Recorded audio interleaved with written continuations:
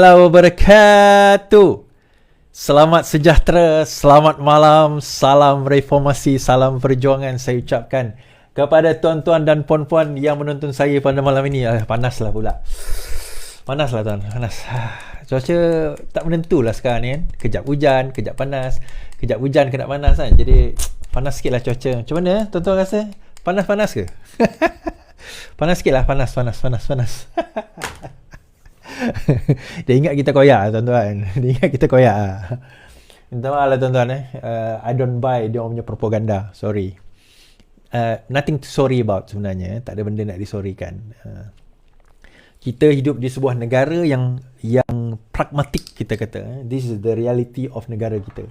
Kita bukan hidup di sebuah negara yang orang boleh mempoliskan apa kita punya hobi, apa yang kita boleh buat, apa yang kita tak boleh buat. Itu semua adalah peribadi kita. Kan? Orang boleh nasihat kita, tetapi ujungnya kita pulang pada kita selagi dia tidak melanggar undang-undang. Kan? Tiba-tiba ada seseorang tu datang, oh kau tak boleh buat ni, kau tak boleh buat ni, kau tak boleh buat tu, kau tak boleh cakap macam ni. I mean, who are you? Lepas tu dia yang orang bercakap, oh perlu ada kebebasan media, perlu ada kebebasan ini. Saya percaya satu hari nanti kalau dia orang memerintah, habis kita tuan-tuan. Habis kita. Habis, saya kata. Percayalah. Golongan ni kalau memerintah, PAS ni kalau memerintah, lagi teruk daripada Taliban kot negara ni. Saya boleh claim macam tu. Lagi teruk daripada Taliban negara ni. Oh tapi Is, Kelantan tu tak ada masalah Is. Itu sebab dia baru memerintah negeri. Dia tak belum memerintah negara lagi. Negeri pun kita kata dah jadi macam tu. Kalau negara lagi teruk lah dia buatnya. Kan? Alamak, satu benda saya lupa dia tuan-tuan. Tahu apa dia? Ini dia. Tu macam gelap je. Sekarang baru terang.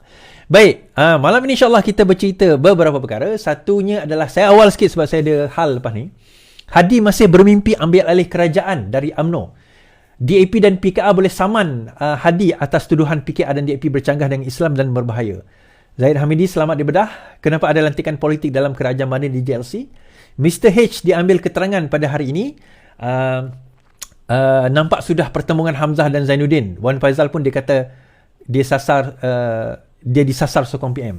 Okey, mengkaji apa yang Merdeka Center sebut dan apa yang patut kita lakukan sebagai sebuah kerajaan.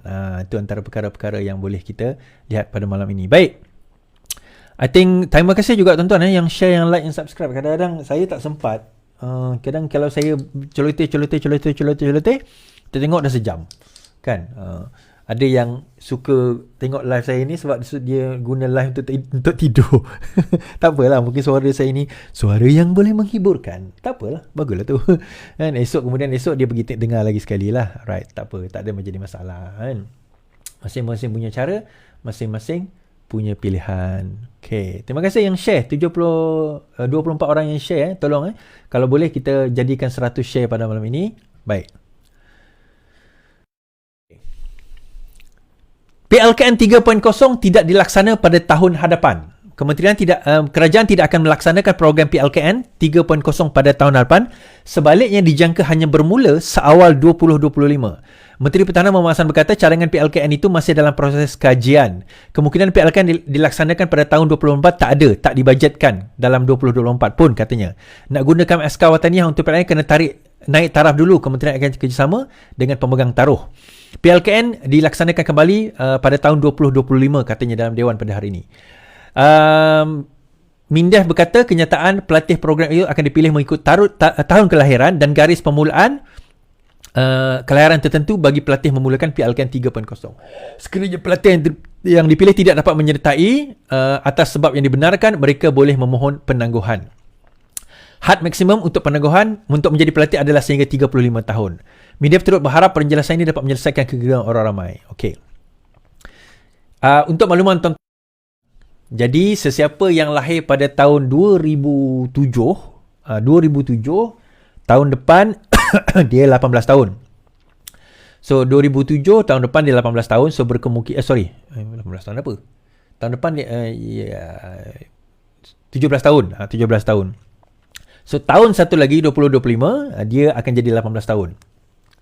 Jadi pada masa itu berkemungkinan di situlah akan bermulanya tahun 2007 itu di mana PLKN akan dimulakan. So mereka yang lahir 2007 ke atas sahaja yang akan menyertai PLKN. Jadi budak-budak yang umur 30 lebih tahun tu tak payahlah nak berangan kan. Sekarang ni tahun 90 yang lahir tahun 90-an dulu kan. Oh, saya akan masuk PL kan. Tak ada, tak payah berangan. Kau tak masuk pun jangan risau. Hanya mereka lahir 2007 ke atas saja yang akan orang kata dipilih, diwajibkan. Proses pemilihan kita tak tahu di mana dia katakan gunakan Camp Mindef dan juga Wataniah, tapi di bagaimana apa semua tak tahu, kerana 2024 ni adalah masa untuk nak menaik taraf camp tersebut atas keperluan-keperluan tertentu.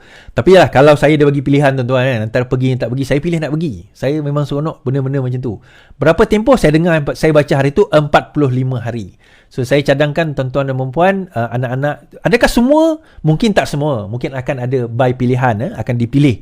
Tak adalah wajib semua nak kena pergi. Tapi mungkin by pilihan. So yalah, kita tengok macam mana nantilah. Tahun 2025 baru bermula. Bukan 2024 ni 2025 nanti baru bermula pemilihan tersebut, kita kata. Okey. Satu lagi berita yang menarik, sebenarnya tak mengejutkan tapi agak menarik. Akaun Aman Palestin beku didakwa salah guna derma lebih 15 juta ringgit. Sebanyak 41 akaun milik Aman Palestin Berhad dan entiti syarikat lain dibeku.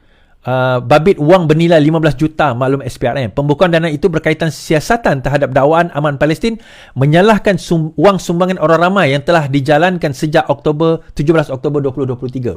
Suruhanjaya ini telah membekukan sebanyak 41 akaun bank syarikat pertubuhan amal tersebut dan beberapa entiti syarikat lain dengan jumlah RM15,868 762 semalam. Sebelum ini, SPRM turut membuat penggeledahan di premis Aman Palestin serta memperolehi dokumen-dokumen berkaitan keuangan dan pengurusan operasi bagi tempoh 5 tahun. Siasatan berkenaan dijalankan bagi mendapat keterangan berhubungan kesalahan di bawah Akta SPRM, AMLA dan juga Kanun Kesiasaan Akta 574. SPRM juga telah merakam beberapa keterangan saksi penting. Beberapa isu melibatkan penyelewengan dana dianggap berjumlah 70 juta yang disalurkan bagi tujuan selain objektif penubuhan syarikat berkenaan. Aman Palestin sebelum ini telah berdepan kesukaran di Perlis apabila Jabatan Hal Ehwal Negeri Perlis menghentikan kutipan di negeri itu sementara menunggu siasatan.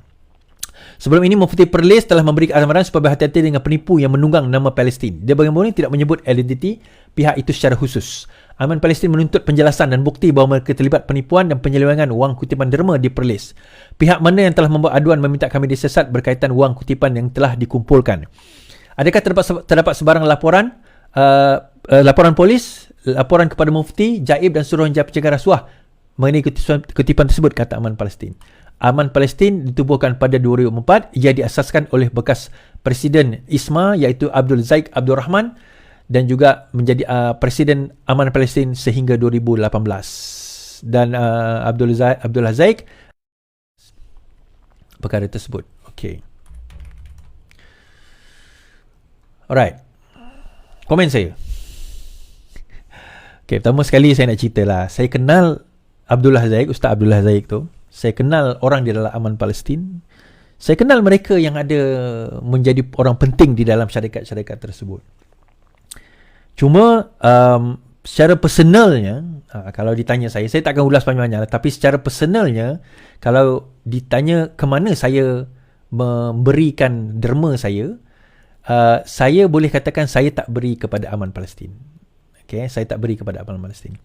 Now, kenapa tak beri pada Aman Palestin? Adakah Aman Palestin ni buat onar? Tak, saya macam ni lah tuan-tuan.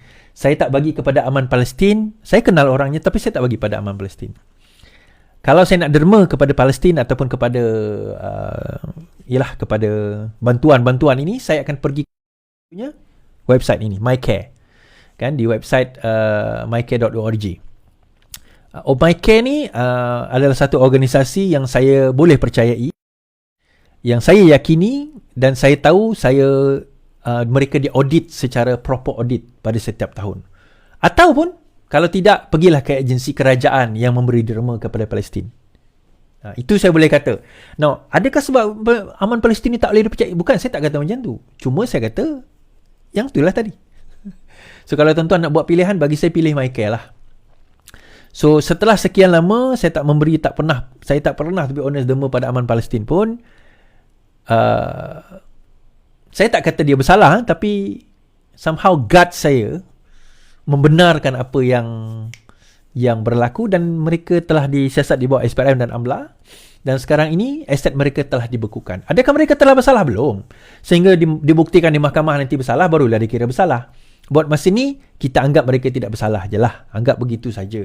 Dan siasatan masih dilakukan secara meluas. Tapi daripada dulu, walaupun saya kenal pengasas dia, saya kenal orang-orang di dalamnya, saya personally tak nak bagi. Saya tak bagi kepada mereka. Saya bagi kepada antara lainnya adalah MyCare. Itu je saya boleh cakap. Lebih daripada itu saya tak nak komen lah. Hujungnya yang dalam tu pun bukan orang lain, kawan-kawan saya juga, orang yang saya kenal lah.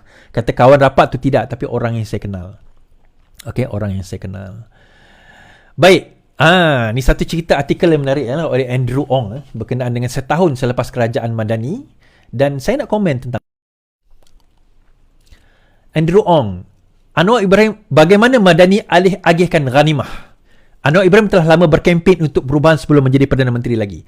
Namun ada perkara yang dia tidak bersedia untuk melaksanakan perubahan terlalu drastik. Pelantikan politik dalam JLC dan agensi berkaitan kerajaan. Pakatan Harapan tidak berjanji untuk mengubah amalan itu dalam manifesto 2022 walaupun berjanji membuat demikian dalam manifesto 2018 ketika di bawah pimpinan Dr. Mahathir. Daripada 442 jabatan kerajaan, agensi dan JLC ini tersenarai di bawah Perintah Menteri-Menteri Kerajaan Persekutuan. Ahli politik daripada gabungan pemerintahan umum memegang sekurang-kurangnya 61 jawatan lembaga pengarah. Artikel ini akan meneliti pelantikan yang tidak dipegang oleh Menteri Kabinet atau Ketua Menteri atau Menteri Besar kerana setengah entiti memerlukan mereka mempengerusikan lembaga itu. Maklumat mengenai pelantikan ahli lembaga pengarah diperoleh dari sumber terbuka 22 November dan secara tidak sengaja boleh mencicirkan pelantikan rasmi yang tidak diumum. Pada 2020, pelantikan Muhyiddin Yassin menyaksikan sekurang-kurangnya 29 ahli parlimen menyokong kerajaan mengambil jawatan JLC atau lembaga pengarah. Ini setelah dakwaan scheme of things yang direka untuk menggalakkan kesetiaan di kalangan ahli parlimen. Okey. Sebaliknya, pentadbiran Anwar mempunyai sekurang-kurangnya 19 ahli parlimen parti pemerintah yang mendapat jawatan dalam lembaga pengarah. Anehnya, bahagian terbesar pelantikan menjadi milik UMNO, diikuti PKR dan Amanah 12, 17 dan 15. Pelantikan ini tidak termasuk jawatan JLC atau jawatan agensi yang dipegang oleh Menteri Kabinet. UMNO terlalu banyak diwakili kerana bahagian mereka daripada 61 jawatan bersamaan 27.8% walaupun hanya menumbang 17% kerusi di Parlimen.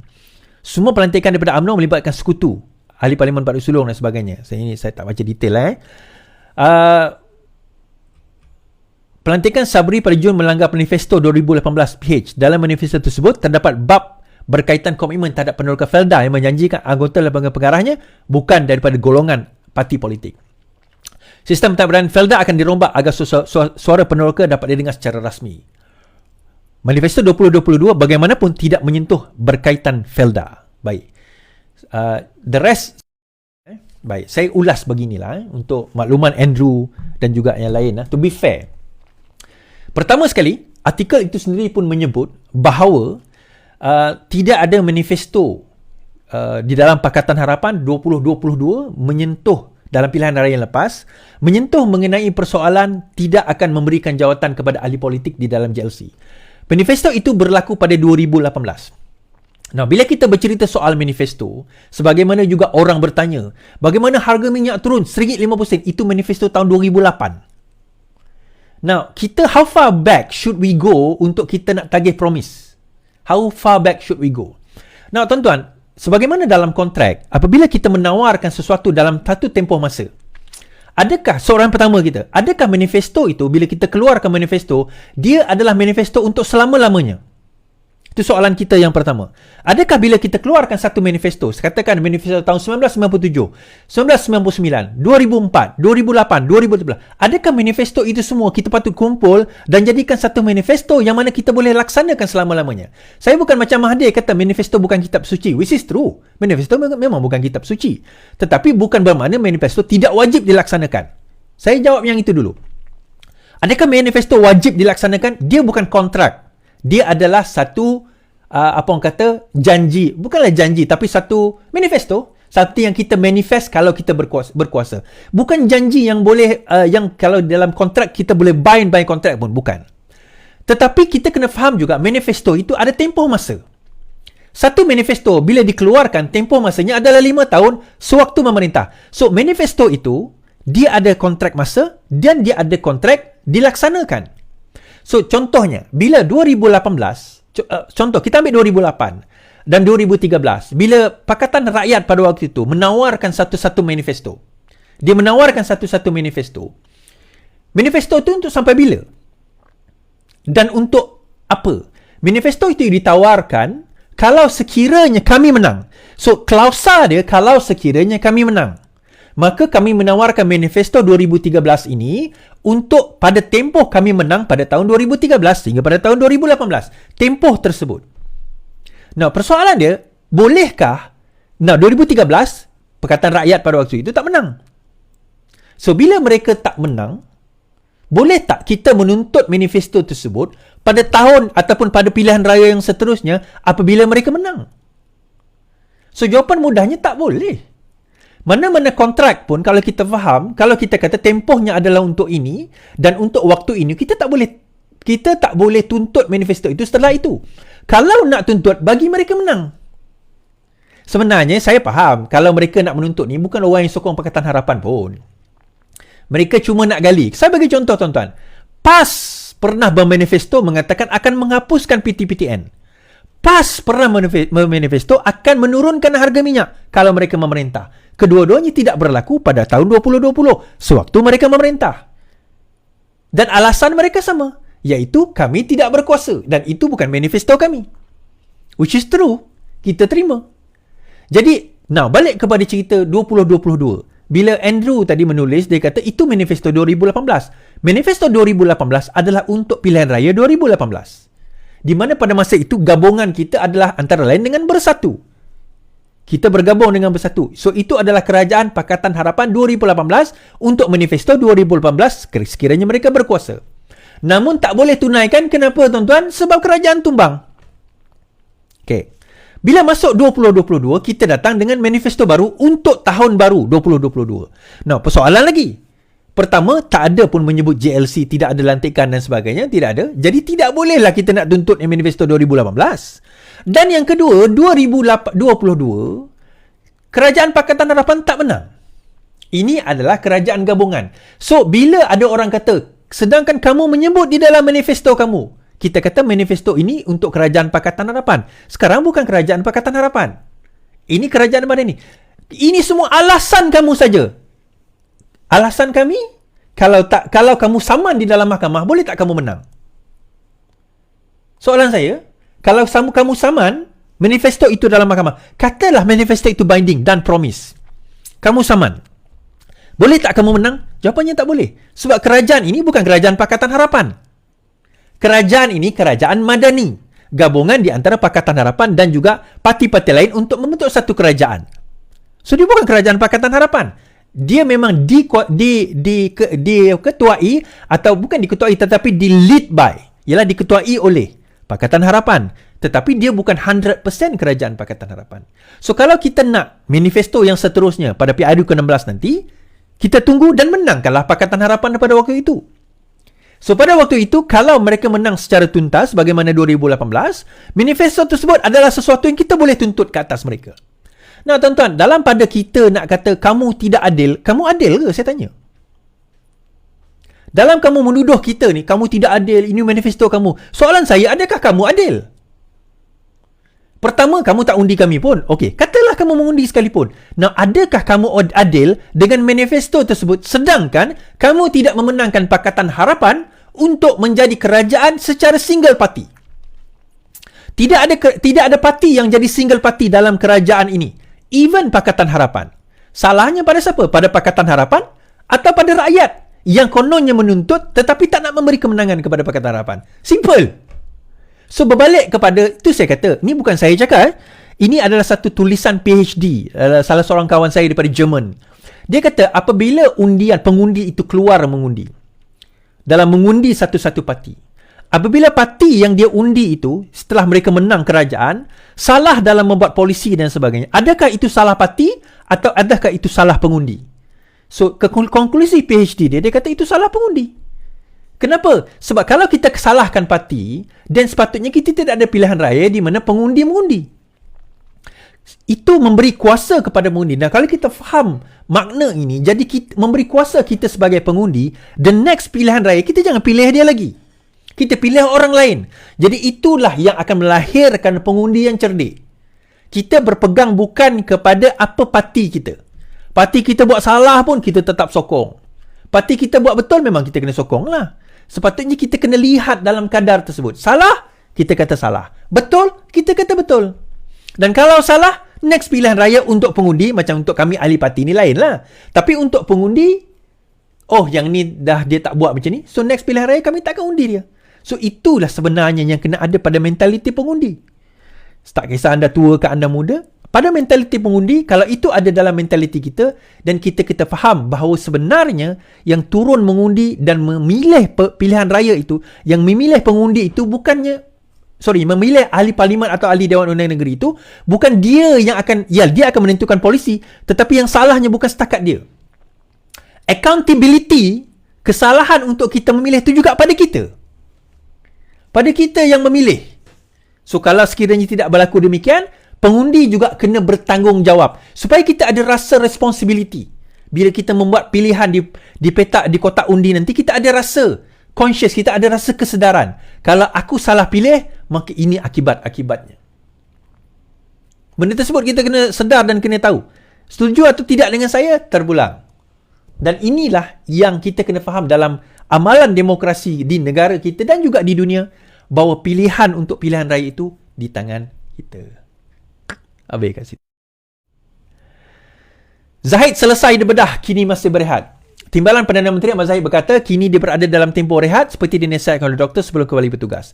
Dia juga Menteri Kemajuan Desa Wilayah memaklumkan perkembangan itu melalui hantaran Facebook. Alhamdulillah, saya ingin mengucapkan ribuan terima kasih. Seperti dinasihatkan oleh doktor, saya tubuh dalam berehat untuk kembali bertugas. Terima kasih kepada semua yang mendoakan dan memberi sokongan. Dia juga melampirkan gambar yang sedang tersenyum. Bagaimanapun, beliau tidak mengulas lanjut mengenai jenis pembedahan yang dilaluinya. Now, dalam Malaysia Today, Raja Petra menyatakan bahawa Ahmad Zahid hanya ada 6 bulan untuk hidup. Dan dikatakan dia ada kanser prostate. Ini menurut dakwaan di dalam portal Malaysia Today oleh Raja Petra. Now, yang pertama sekali, penyakit orang, individu adalah satu di bawah yang terlindung di bawah PDPA, Personal Data Protection Act. Mendedahkan penyakit tersebut boleh mendedahkan seseorang itu kepada PDPA dan dia boleh didakwa. Sebab medical record adalah private. Kalau benda itu benar, saya tak kata benda itu benar, kalau benda itu benar. Apatah lagi bila kita kata dia ada 6 bulan lagi nak hidup. Allah, janganlah cakap macam tu. Kita doa yang baik-baik je lah. Tak kisahlah, even katalah Haji Hadi masuk hospital sekalipun, kita doa yang baik-baik je. Kenapa kita nak sampai ke peringkat itu untuk kita nak kata, tak lama lagi ni, tak lama lagi akan ada presiden baru. Itu biar mereka, affairs itu mereka tentukan. Kita doakan yang baik-baik. Tak, tuan-tuan, kita beza politik lah. Tapi bila bab macam ni, kita doa yang baik-baik je lah. Hujungnya, tuan-tuan, politik kita ni ke mana? Dia pun orang Islam, kita pun orang Islam. Betul? Dia orang Islam, kita orang Islam. Sebagai orang Islam, paling kurang kalau politik kita berbeza, parti kita berbeza, paling kurang dia Islam, kita Islam. Innamal mu'minuna ikhwah. Sesungguhnya orang Islam ni semua bersaudara. Sesungguhnya mukminu, orang mukmin ini semua bersaudara. Kita ni semua bersaudara. Mungkin kita berbeza pendapat daripada politik kita, daripada bola yang kita sokong, daripada negeri yang kita datang. It doesn't matter lah. Tetapi bila bab kita menyebut benda-benda macam ni, persahabatan kita, persaudaraan kita, kita sebagai umat Islam, kita doakan yang baik-baik saja. Kita doakan yang baik-baik saja. Tetapi apa yang keluar pada mulut-mulut dia orang ni, itulah dia. Bila Hadi masuk hospital dulu, tak adalah kita buat benda yang jahat-jahat, tuan-tuan. Tak ada kita cerita benda yang jahat, betul tak? Okay. Right. Mr. H. Polis ambil keterangan Mr. H. Alamak. Polis mengesahkan individu yang dikenali sebagai Mr. H berkait dengan siaran video perbuatan mirip bekas JKOM, Ketua Pengarah JKOM, selesai diambil pada hari ini. Tanpa mendedahkan masa dan tempat Mr. H dipanggil, Ketua Polis Negara Tan Sri Razudin Husin berkata, individu berkenaan hadir sejak pagi tadi. Selain itu, dia juga meminta penolong pegawai JKOM Abdul Wahab digeser tampil membantu siasatan. Razorudin berkata demikian setelah ditemui pemberita di Majlis Pengiktirafan Tolak Rasuah dan Pelancaran Peraturan 3C sempena bulan Integriti 2020. Nah, pertama sekali, berita ini membenarkan dakwaan kami bahawa Mr. H itu wujud. Ada yang kata Mr. H ni conspiracy theory, Mr. H ni cuba nak menyembunyikan. Tak, tuan-tuan, saya nak cerita. Mr. H itu wujud. Siapa Mr. H? Jangan tanya saya lah. Saya jangan tanya saya lah siapa Mr. H tu. Siapa-siapa yang tuan-tuan rasa tuan-tuan itulah Mr. H, terpulanglah tuan-tuan. Tuan-tuan dah rasa tuan-tuan nak kata itulah Mr. H, terpulanglah pada tuan-tuan. Itu saja. Tak ada orang kata apa, kita tak boleh nak halang.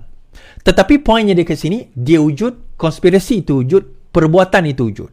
So, apa yang berlaku seterusnya kita letakkan pada pihak polis. Sekarang ini tempoh tu dah habis dan saya kata Mr. H telah pun diserahkan kepada pihak polis. Maksudnya dia punya siasatan itu telah berlaku dan setakat inilah. So, setakat ini kita lepaskan kepada pihak polis dan pihak polislah yang akan menentukan seterusnya bagaimana. Alright? Baik. Okey, sekarang kita masuk politik. Menarik ni tuan-tuan. Hadi, orang muda sokong PN, tinggal orang tua tak reti bahasa. Orang tua tak reti bahasa. Presiden PAS Abdul Hadi menegaskan betapa PN berjaya mendapat sokongan golongan pemuda pada PRU ke-15 dan PRU. Alhamdulillah PRU 15 dan PRN baru ni gelombang orang muda berlaku. Orang muda 21-40 tahun sokong kita. Majoriti sokong kita belaka. Yang tinggal orang tua-tua yang tak reti bahasa. Yang tua 60-70 yang berkarat hijau ni tak payah kira lah. Apabila kita ajak undi, dia kata zaman Jepun dahulu susah. Lo ni sekarang dah senang. Boleh ke laut. Boleh sembahyang, orang tak ganggu. Dia kira begitu saja. Pertama sekali, yang umur 60-70 rasanya tak jumpa. Zaman perang Jepun. Jumpalah sekejap tapi masa tu dia orang kecil. Bapak saya tahir tahun 52. Kita merdeka 57. So 52-57 masa kita merdeka tu dia dah baru umur 7 tahun. So dia ingat-ingat lupa lah. So apa yang 90 tu betul lah kan? 90 tu betul. Apa yang dia meripik ni aku pun tak tahu. Tapi tuan-tuan nak bagi tahu bahawa sebenarnya kenyataan yang dinyatakan tersebut tadi tu alamak. Berkenaan dengan hadiah dalam ceramah beliau di Kemaman berkenaan dengan ceramah beliau di Kemaman mengenai perkara tersebut, dia ada juga menyentuh persoalan tentang PKR dan juga DAP. Dia kata yang orang tua yang banyak yang orang muda yang banyak mengundi, orang tua ni memang dia kata tak boleh begitu atau begini sebagainya. Now, bagi saya ini pada peringkat awal memang betul. Kita tak menafikan data dan juga dakwaan tersebut. Pada peringkat awal memang betul. Tetapi untuk mengatakan bahawa itulah sebenarnya hakikatnya bahawa sekarang ini akan berlaku sebegitu selama-lamanya tidak benar. Nah, daripada segi sokongan kita kena faham, daripada segi sokongan sekalipun sokongan kepada Perikatan Nasional itu sebenarnya kalaupun benar dakwaan bahawa dia besar tinggi, itu bukan menjadi penentu kepada kemenangan mereka. Kita kena faham satu perkara. Baik, sebelum saya jawabkan satu perkara tu.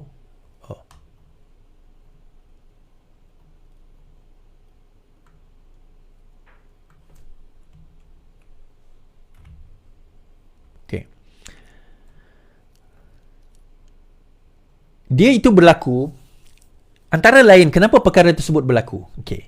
Daripada tahun 2020 sehingga tahun 2023 sewaktu pilihan raya 2022, 2 tahun tersebut kerajaan telah spend jatuh jumlah yang banyak kepada social media. Kerajaan pada waktu itulah Kerajaan Perikatan Nasional, Parti Perikatan Nasional termasuk PAS, spend a lot on social media. Nah, kalau kita faham benda ini, kita kena faham bahawa sebenarnya sokongan itu bukan kerana mereka menyokong Perikatan Nasional. Bukan kerana mereka menyokong PAS. Tetapi kerana penguasaan social media itu berjaya mempengaruhi mereka. So, daripada segi sentimen itu, mereka berjaya kerana penggunaan dana dalam mempromosikan video mereka. Antara lain, kita pernah dedahkan dahulu, satu video PAS di Meta sahaja, dia spend around 20,000 just untuk promote video tersebut. RM20,000 satu video. Sebab itu kalau kita tengok bersatu spend 7 million 7 juta ke 9 juta hanya untuk promosi saja pada tahun 2021 saja. Kita tak cerita 2022. Kita tak cerita 2020. And that is why they were so confident Mereka sangat yakin mereka boleh menang PRU yang lepas dengan lebih kurang 115 ke atas kerusi. Tetapi mereka gagal di negeri seperti Selangor. And even masa ketiadaan mereka jadi kerajaan, they spend a lot, ratusan ribu di Selangor alone pada PRN yang lalu. And that's why dia sangat confident untuk menang. And that's why dia menang beberapa kerusi. Now itu, okay lah Is, maksudnya mereka berjaya. Tak, mereka berjaya mempengaruhi secara social media, secara pendapat. Tetapi benda itu short term. Dia berjaya memanipulasikan minda dia dalam satu short term. Tetapi dia tidak berjaya membina jiwa yang benar-benar faham. That is why even katakanlah Pakatan Harapan tak berbelanja sebanyak itu pun. In fact, saya boleh jamin tak ada belanja banyak pun.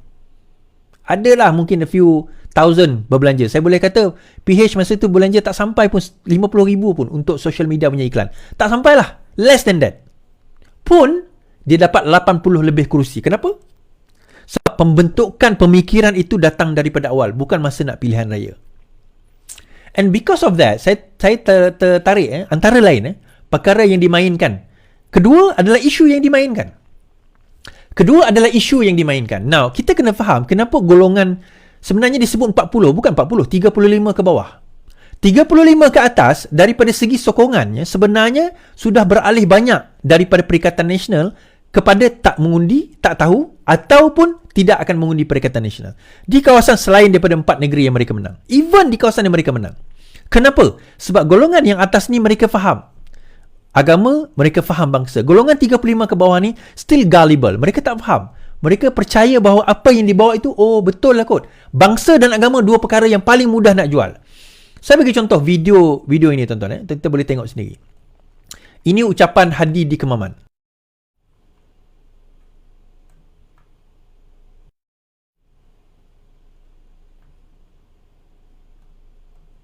Dengan PKR bahasa tak apa. DAP ni satu parti yang terang-terang bercanggah dengan Islam. Perlembagaan dia menegakkan sekularisme. Tak ada agama tak ada kuasa. Ini sekularisme. Malaysia macam Singapura, tak ada rupa bangsa, nak hapuskan kebangsaan. Ini DAP. PKR pula liberal pragmatisme, parti yang tidak ada dasar, macam lalang ikut angin siut. Ini PKR, parti yang tak ada dasar, bercampur macam-macam. Keadaan yang sangat berbahaya. Pilihan raya ni bukan untuk Kemaman je. Nama pilihan raya Kemaman sebenarnya besar untuk Malaysia seluruhnya, untuk menambah, mempertahankan kerusi orang Melayu yang ada dalam Perikatan Nasional, yang kita sedang memujuk lagi UMNO, kerana UMNO bukan semua menyokong PH, sedang memujuk lagi pihak lain untuk bergabung. Okay. Yang awal tadi tu dia ada sebut sebenarnya. Dia kata, dan ini adalah berbahaya. Okay. Pertama, dakwaan tentang DAP adalah bercanggah dengan Islam. Dia kata sekular. Yang pertama sekali saya kata, di dalam Islam sebenarnya Islam sekular, dalam Islam tidak ada istilah sekular. Dan sekular tidak akan boleh mengatasi Islam. Sekular ini sebenarnya asal dia adalah satu fahaman yang bertentangan dengan Kristian. Kan? Sebab itu dalam salah satu pegangan dalam sekular adalah Kaisar untuk Kaisar dan juga Tuhan untuk Tuhan. Ada satu apa orang kata, satu verse yang dia orang quote. Dia sebenarnya ajaran yang di mana dia bertembung dengan agama Kristian, tetapi tidak dengan Islam. Saya pernah borak dengan Dr. Mazli kan. Dia tulis buku sekularisme dan sebagainya. So saya buat satu notion. Saya kata, Doktor, saya nak bagi tahu sebenarnya sekular, maksudnya Islam tidak ada istilah penentangan dengan sekular. Maksudnya saya bukan kata Islam itu sekular. Saya bukan kata sekular itu akan menentang Islam. Tak. Sekular tak boleh pun menentang Islam. Dia kata kenapa? Ini panjang perbahasan tapi saya pendekkan. Dia macam ni. Di dalam Islam ada satu usul. Usul dia begini. Semua perkara adalah boleh melainkan ada nas yang menegahnya. Semua perkara adalah boleh melainkan ada nas yang menegahnya. Now, bila kita bercerita tentang sekularisme antara lain adalah dia mengatakan yang mana hukum Tuhan itu adalah hukum Tuhan. Maksudnya ibadah within the four walls of church, dia kata. Yang mana selain daripada itu, undang-undang dan sebagainya, itu adalah berkenaan dengan negara. It is true untuk agama Kristian. Kerana kita kena faham, minta maaf kepada penganut agama Kristian, kita kena faham agama Kristian, dia very strict, terutama bila bab ibadah dia ada very pengkhususan ibadah. Tetapi selain daripada ibadah, dia tidak ada kod. Dia tidak ada kod berkenaan dengan selain daripada ibadah. Dia ada ibadah dia yang khusus. Dalam Bible dia, cara semayang dan sebagainya. Tetapi selain daripada itu, dia tidak ada kod. Dia tidak ada usul fiqh kepada selain daripada ibadah dia. Cuma berlaku Renaissance dan sebagainya, itu ada satu cerita lain lah. Sewaktu zaman pada waktu itu. Nah, di dalam Islam, kita ada yang ibadah khusus kita ada selain daripada ibadah khusus. Selain daripada ibadah khusus, kita kata selagi mana dia tidak bercanggah dengan Al-Quran dan Al-Sunnah, maka itulah bertepatan dengan Islam.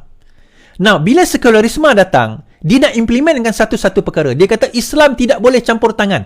Kita tak perlu tulis perkataan Islam. Selagi mana dia tidak bercanggah dengan Islam, itu dibolehkan. Nah, kalau kita kata bahawa negara ini adalah negara sekular, ataupun DAP katalah negara sekular. Kita ambil DAP lah, kita ambil UK. Memang dia sah-sah mengatakan dia adalah negara sekular. Saya nak tanya, ada tak perbankan Islam di UK? Jawapan mudahnya ada. Malah antara perbankan Islam terbesar di dunia berada di sebuah negara yang sekular paling besar di dunia, Germany. So, bagaimana sebuah perbankan Islam ada di sebuah negara sekular yang paling besar? Sebab itu saya kata tadi, Islam itu sendiri, dia tak melihat kepada sekular itu sebagai satu ancaman.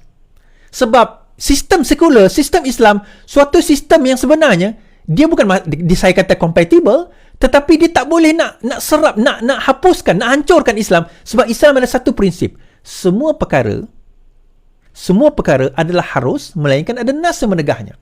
So sekular tak boleh nak asingkan. Saya ambil contoh makanan halal. Adakah halal melarang? Adakah sekular menghalang halal? Adakah sekular menghalang halal? Adakah sekular menghalal kepada halal? Tak. Kita tengok Amerika. Antara slaughterhouse terbesar di dunia, di US, saya tak ingat nama dia, halal. Antara slaughterhouse yang terbaik halal di dunia, di Australia. Itu saya maksudkan, sekular dan apa saja sistem tidak boleh menghalang Islam kerana prinsip dia sangat unik. Apa sahaja dipanggil asimilasi, apa saja perkara yang tidak bercanggah dengan Al-Quran dan Sunnah, maka itu adalah bertepatan dengan Islam. So, bila dia sebut tadi tentang sekularisme dan sebagainya, dia seolah-olah bercerita soal air dan api. Soal minyak dan air. Seperti minyak dan air. Seolah-olah begitu. Padahal Islam tidak sedemikian. Islam tidak sedemikian. Islam bukan black and white sahaja yang 50-50, tak. Sebab itu saya kata pemahaman dia tentang Islam, pemahaman Tuan Guru Haji Hadi tentang Islam, bagi saya banyak kesilapan dan banyak fault. Saya bukan kata dia tak Islam, tak. Saya bukan mempertikaikan akidah beliau. Saya mempertikaikan kefahaman fik beliau. Fik waqi', fik reality dan juga fik siasah, fik politik dia. Saya mempertikaikan. Saya tak nampak beliau adalah seorang yang faqih di dalam fik waqi' dan juga fik politik, fik siasah. Dia mungkin mahir dalam sirah umpamanya. Dan juga saya tidak mempertikaikan akidah. Jangan salah faham pula. Kita bukan orang PAS nak menghukum. Tak. Cuma saya mempertikaikan pandangan dia daripada segi politik dan juga cara fiqh secara realiti dia. Dia tak nampak perkara itu. Dan juga saya banyak mempertikaikan buku-buku yang berkaitan dengan persoalan sekularisme. Mungkinlah satu hari nanti saya akan tulis buku berkenaan dengan sekularisme dan bagaimana sebenarnya Islam ni dan sekularisme tidak mengancam Islam pun. Sekularisme tidak dapat dia tak boleh, dia tak dapat pun nak mengancam Islam, because the way Islam operates, dia operate dalam satu konsep yang bersifat rahmat kepada manusia.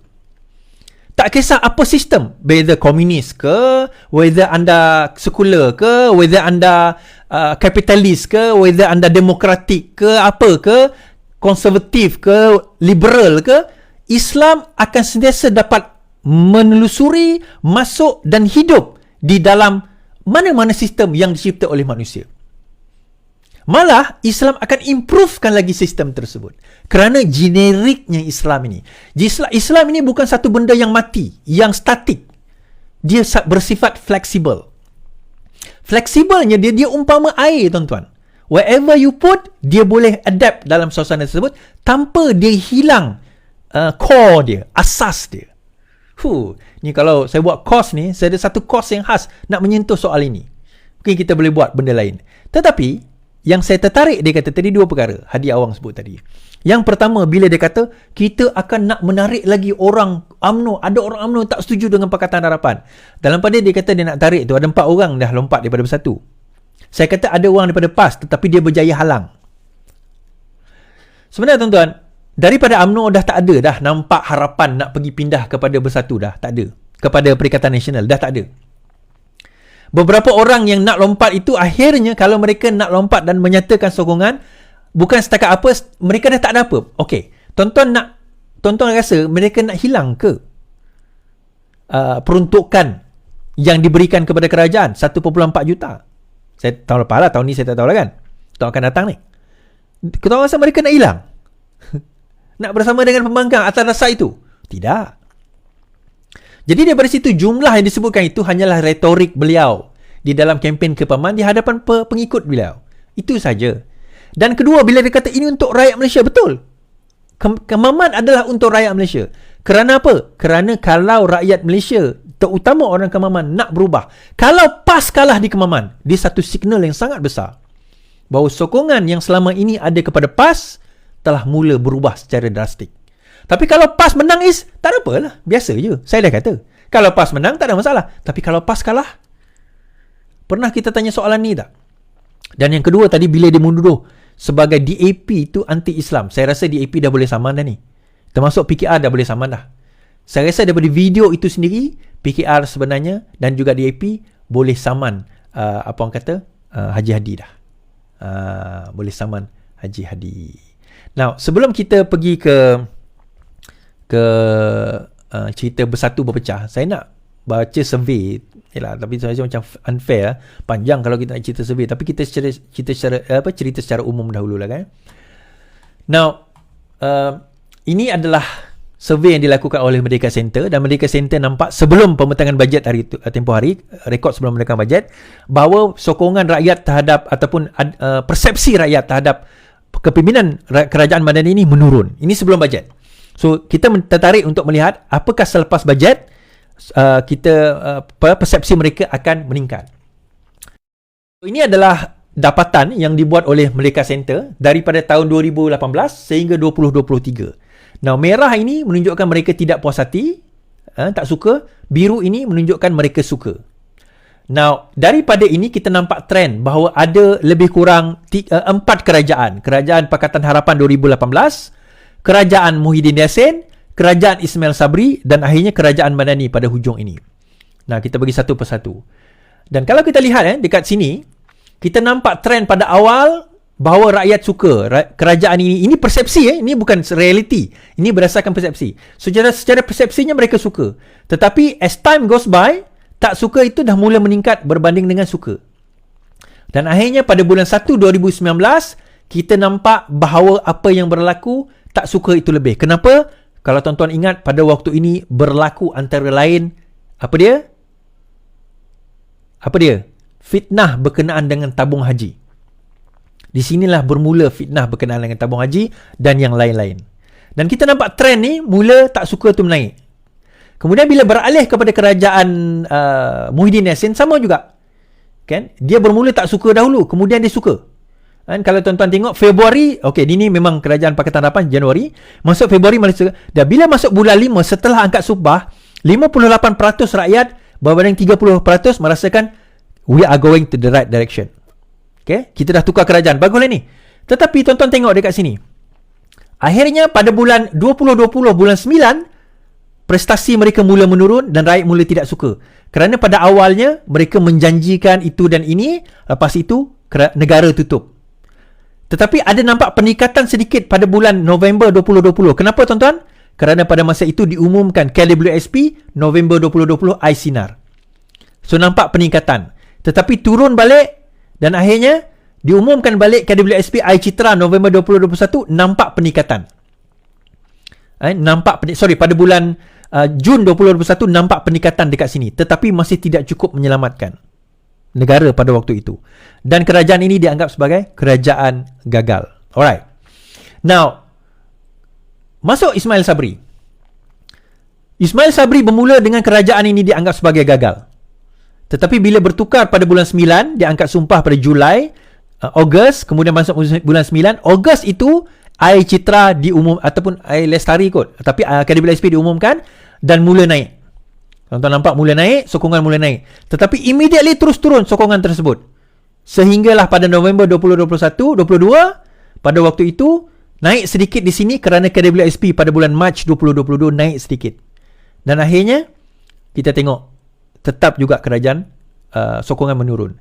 Dan akhirnya berlaku pada kerajaan sekarang ini bila mula mengambil alih post election menaik semakin baik, kemudian pada hujung 2023 mula menurun 47%, 60% kepada 31%. Now, tetapi dalam kerajaan ini tidak diperkenalkan lagi sebarang inisiatif-inisiatif yang kita sebut tadi tu.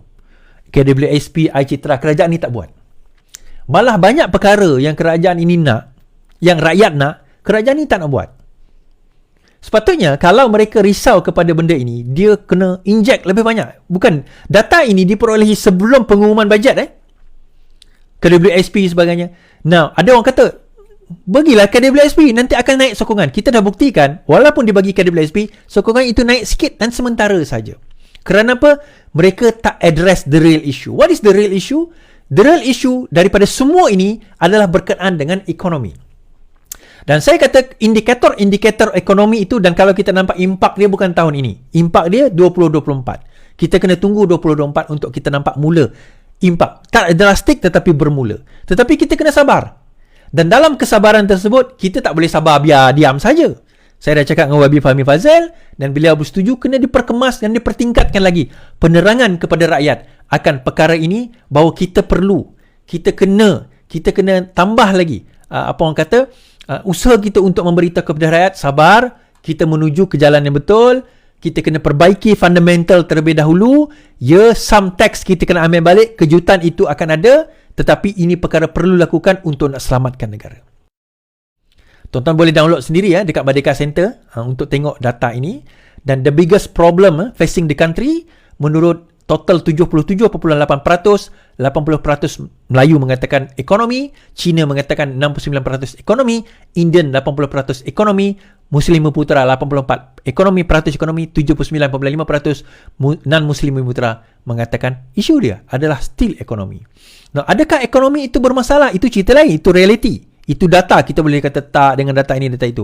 Tetapi ini adalah persepsi. So, adakah kita boleh counter persepsi ini? Itu adalah persoalan yang kita kena bahas dan kita kena jawab. Baik. Last sekali, tuan-tuan. Cerita bersatu. Wan Faizal dakwa jadi sasaran pertama diajak sokong PM. Ketua Pemuda Armada Wan Faizal mendakwa dia merupakan ahli parlimen PN yang pertama dihubungi wakil kerajaan untuk diajak mengambil alih sokongan kepada Perdana Menteri Anwar Ibrahim. Pun begitu, Wan Ahmad Faizal mengakui dia hanya diajak secara baik dan tidak diugut seperti ahli parlimen lain. Dakwanya ada pihak lain selain Datuk Botak yang menawarkan peruntukan kepada ahli parlimen. Saya orang pertama dihubungi untuk alih sokongan, tapi saya tidak diugut lah. Sama seperti Gorong Musang, saya ditawarkan. Sudah tentu the biggest catch adalah peruntukan. Itu basic, katanya. Now, saya nak ulas. Saya nak beritahu Wan Faizal, dia nak juga kata bahawa dia ditawarkan. Saya nak kata, bukan Wan Faizal je, semua pembangkang ditawarkan. Tak payah personal, disebut oleh Perdana Menteri pun. Sokong kami, nyatakan sokongan. InsyaAllah kita akan bagi, bukanlah cakap macam tu, tapi bagi proposal kita akan bagi peruntukan. Malah peruntukan proposal tak pernah diberikan pun oleh pembangkang. Kita kata macam ni lah, tuan-tuan. Dia pun nak juga. Dia nak kata bahawa dia ditawarkan. Tak ada. Tawaran tu tak ada. Untuk beralih sebab, of course, cakap-cakap itu akan ada lah. Betul tak? Cakap-cakap itu akan ada. Tetapi tawaran jutaan ringgit sebagaimana yang berlaku pada zaman mereka memerintah, itu tidak berlaku. Namun begitu, yang menariknya, tiba-tiba keluar Bukan Hamzah saja pemimpin pelapis Bersatu Wan Faizal. Timbalan Presiden Bersatu Wan Faizal Azumur menyatakan parti itu memiliki ramai tokoh yang berpotensi untuk mengetuai parti dan bukan terhad kepada Hamzah. Katanya dia bersetuju dengan kenyataan Muhyiddin yang menegaskan ramai pemimpin pelapis yang ada dalam parti termasuk Rizie Jidin dan juga Ronald Kendi.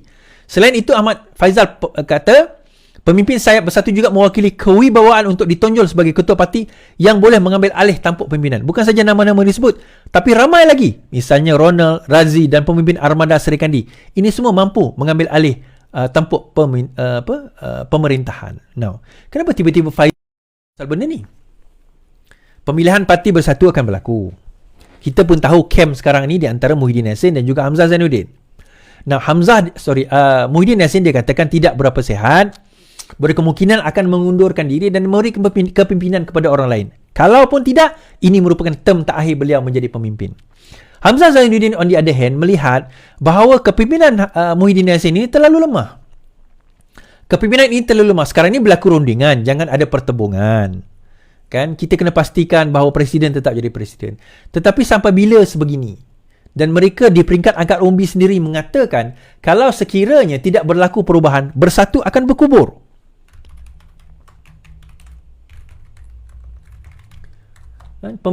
Bersatu akan berkubur. Bersatu akan berkubur. Kalau perkara ini tidak dilakukan dengan baik, tidak di manage dengan baik, tidak diadres dengan baik dan tidak diakui dengan sebenar-benar masalah. Kita kena faham apa masalah sebenar Bersatu. Masalah sebenar Bersatu masalah struktur. Apa masalah strukturnya? Masalah strukturnya adalah Bersatu mempunyai krisis kepimpinan. Mempunyai krisis kepimpinan. Saya bawa kenyataan daripada pemilihan pimpinan Bersatu tetap perlu dibuat ikut struktur Razi. Naib Presiden Peribumi Dr. Muhammad Razi Jidin berkata proses pemilihan bagi pimpinan parti itu tetap perlu dilakukan apabila tiba masanya dengan membabitkan struktur jawatan setiap ada. Menurutnya, selari dengan penjelasan Muhyiddin Yassin, sudah pasti kepimpinan parti memerlukan kesinambungan. Apa yang jelas, Bersatu kini berada di satu tempoh yang panjang. Saf-saf kepimpinan di pelbagai peringkat perlu memastikan mempunyai pelapis agar parti terus kukuh. Sampai masa kita akan adakan pemilihan dan kita lihatlah keadaan pada waktu itu. So,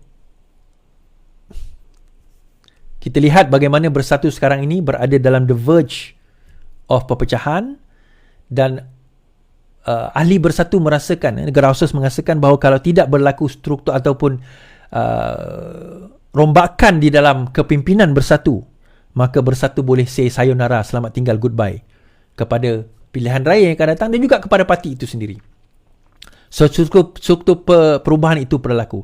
Ditambah pula pemimpin mereka sekarang ini terpalit dengan pelbagai kes, terpalit dengan masalah-masalah. Now, Perikatan Nasional sebagaimana saya kata akan dah berpecah, bergaduh sama sendiri.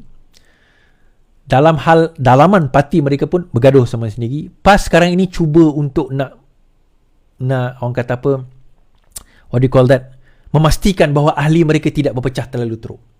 Mereka cuba memastikan perkara tersebut. Tetapi mereka sedar satu perkara, tuan-tuan. Mereka tidak boleh masuk PRU akan datang dalam keadaan bersendirian. Mereka tahu mereka tidak boleh masuk PRU ke dalam keadaan bersendirian. Tetapi mereka juga sedar mereka tidak boleh bersama dengan Bersatu lagi. Bersatu sekarang ini sedang dan akan menjadi liability yang akan dilepaskan. Now, dalaman PAS sekarang ini sedang merancang untuk berbincang dengan UMNO. Mereka nampak bahawa Bersatu akan gone. Dengan Bersatu gone, the only party yang boleh mereka rely on adalah sekarang ini UMNO. Tetapi isu dia, adakah mereka boleh meyakinkan pimpinan Zahid Hamidi untuk bersama dengan PAS? Itu persoalan yang sekarang ini sedang dibincangkan. Sebab mereka faham dan mereka tahu di belakang UMNO tetap ada Sabah dan Sarawak. Sabah dan Sarawak akan tetap follow UMNO. Di mana UMNO pergi, terutama Sarawak, GPS. Isu dia, adakah PAS akan berjaya meyakinkan UMNO untuk bersama dalam PRU yang akan datang? Iaitu kita kena tunggu. Ataupun UMNO akan pergi sendiri, ataupun akan bersama dengan Kerajaan Pakatan Harapan bersama dalam pilihan raya akan datang. We don't know. We will see, insyaAllah. So, itu satu siri yang lain nanti kita boleh tengok, kita boleh nilai, kita boleh teliti dan kita boleh lihat. Dan insyaAllah tuan-tuan, terima kasih kerana menonton saya. Selamat malam, selamat beristirahat. Yang penting lawan, tetap lawan. Assalamualaikum.